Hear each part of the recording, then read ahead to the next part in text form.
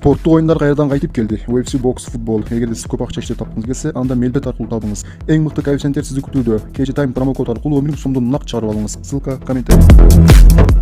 Садыр Жапаров ак үйдү оңдоого 450 миллион эмес, 10 миллион сом кетет. Буга чейин депутат Акылбек Жапаров жогорку кеңештин имаратын калыбына келтирүү үчүн 450 миллион сомго жакын каражат керектеле турганын айткан. Ак үйдү оңдоо иштерине 450 миллион сом кетет экен деген маалымат туура эмес. Бул тууралуу Садыр Жапаров Telegram каналы аркылуу билдирди. Анын айтымында 450 миллион сом бул парламенттик шайлоого жумшалган каражат. 450 миллион сом ак үйдү оңдоого keçүү чыгым экен деп адашып айтып жатышат. Имаратты ремонттоого көп каражат кетпейт. Кыдырып баарын көрүп чыктым. 10 миллион сомго жетпеген каражат керектелет. Тапшырмаларды бердим. Жакын арада оңдоо иштери бүтөт, деп жазды Жапаров. Эске салсак, буга чейин парламенттен бюджет жана финансы комитетинин мүчөсү, премьер-министрдин коомдук башталыштагы кеңешчиси Акылбек Жапаров жогорку кеңештин имаратын калыбына келтирүү үчүн 450 миллион сомго жакын каражат керектеле турганын айткан. Булак Спутник KG. Равшан Жээнбеков, коомдук ишмер, кыйынчылыктар али алдыда. Мыйзамдуу жолго 2-3 айдан кийин түшөбүз. Равшан мырза, эркиндикке чыкканыңызга кубанычтабыз. Өткөн күндөргө өкүнбөйсүзбү? Сизди камоого ким кызыктар болду? Ким көрсөтмө берди? Тилекке каршы биздин сот системасы, укук коргоо органдары толугу менен бийликке көз каранды. Ошондуктан саясий буйрук менен күнөөсүз адамдарды, бийликке каршы тургандарды камап коюу аябагандай жеңил. Түрмөдө өткөн 1 жыл мен үчүн чоң сабак, олуттуу сынак, эбегейсиз тажрыйба болду. Ал күндөргө өкүнбөйм. Эч кимге кек да сактабайм. Авторитардык мамлекеттерде, мисалы Россияда, Беларуста, Казакстанда мындай маселелер көп кездешип жатат. Биз саясатта жүргөндөн кийин мындай нерселер болуп турат.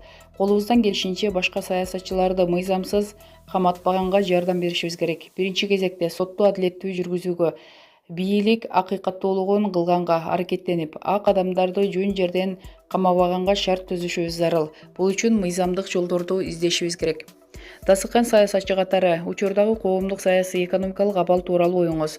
Учурда коомдук саясий акыбал оор бойдон калууда. Биринчиден, бийлик алмашканы менен экономикалык социалдык каражат маселеси мурдагыдай эле чечилбеген, оор бойдон сакталууда. Бүгүнкү күндө бюджетте каражат жок.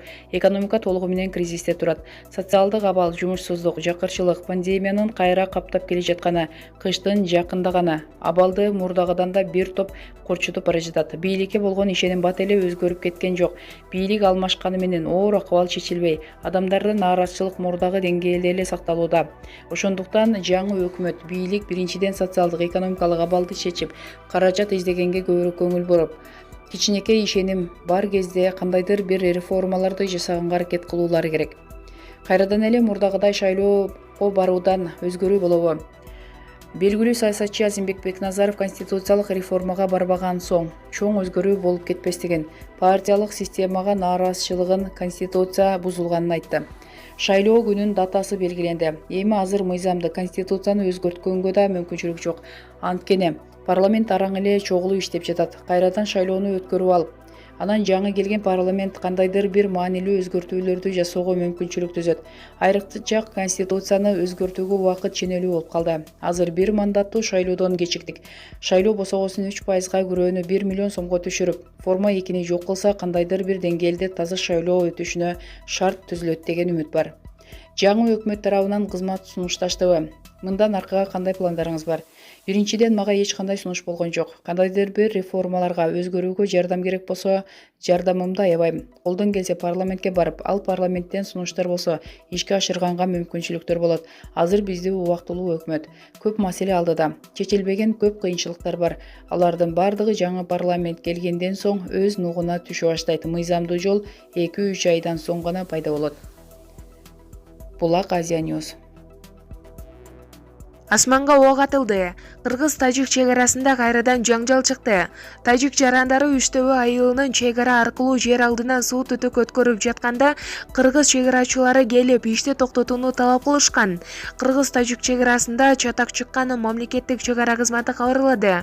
Кечки саат 5 чамасында тажик жарандары Баткен облусунун Үчтөбө айылынын чек ара аркылуу жер алдынан суу түтүк өткөрүп баратышкан. Окуя болгон жерге кыргыз чек арачылары барып, тактала элек аймактагы ишти токтотууну талап кылышкан.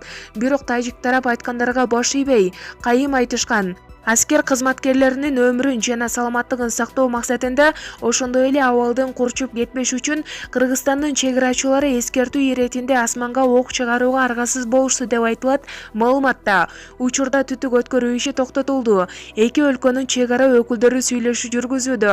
Ага жергиликтүү бийлик органдары менен укук коргоо органдарынын өкүлдөрү катышып жатат. Мамлекеттик чек аранын аталган аймагында абал туруктуу деп бааланды.